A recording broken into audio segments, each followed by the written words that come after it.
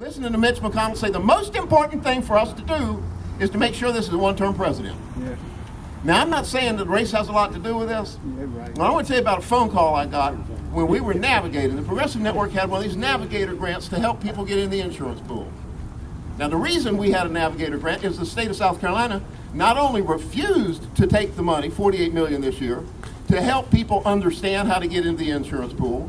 $48 million, it could have had a marketplace facility right in that building there. The House of Representatives passed a bill in South Carolina to outlaw the Greenville Library from telling people, to outlaw the county council from telling people. That's how bad it is. But I got a phone call from this guy who was mad. He was screaming. He identified himself. I'm a redneck from West Columbia. If y'all don't know West Columbia, that's where all the rednecks are. And he was mad at the president.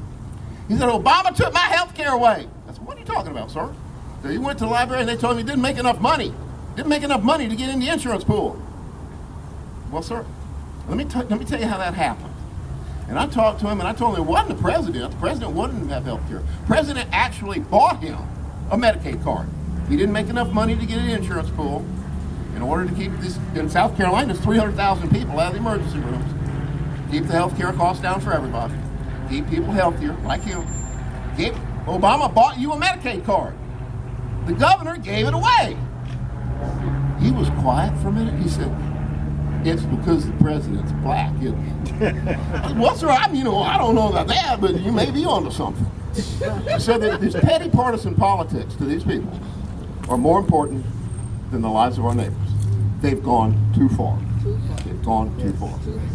That when they talk about the government getting between you and your doctor, in Greenville, we've got a pool of 31,000 people with no doctor for the government to get between. That's right.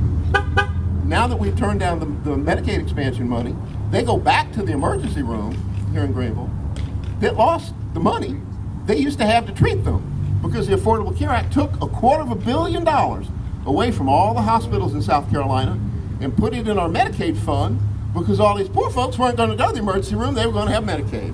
Well, when they turned down the Medicaid, they just closed the indigency funds at the hospital. It's like this double whammy, triple whammy, and it's going on. It's going on. And what we need to focus on is not just on Medicaid, not just on Medicaid expansion, not just on this particular election, though we need to get everybody to turn out and vote for candidates that support health care. What we need to focus on is what is the role and purpose of our government. I believe it's to improve the lives of all our citizens. I believe that we're all better off when we're all better off. All right. We have a society now that young black men can expect to be in jail more than they can expect to be in school. Right. We have a disproportionate number of babies dying before they're one. We have horrible health care circumstances. It's dragging the whole nation down. These people act like they don't live on the same planet we do.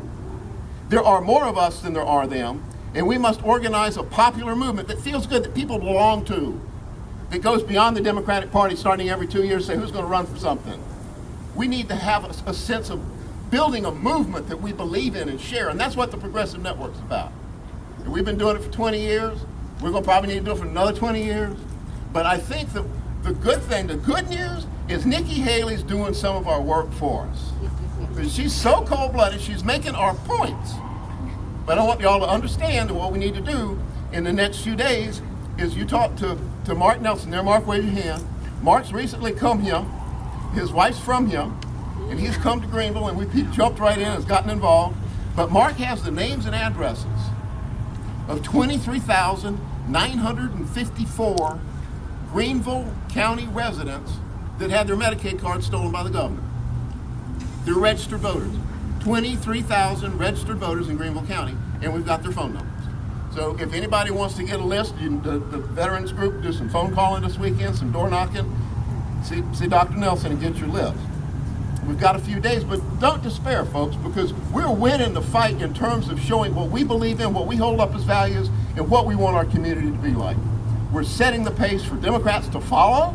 We hope that some of them will, but we've got to keep the pressure on, speak truth to power, and see that Medicaids are right for all South Carolinians. Thank you for coming, and thank you, Xanthine.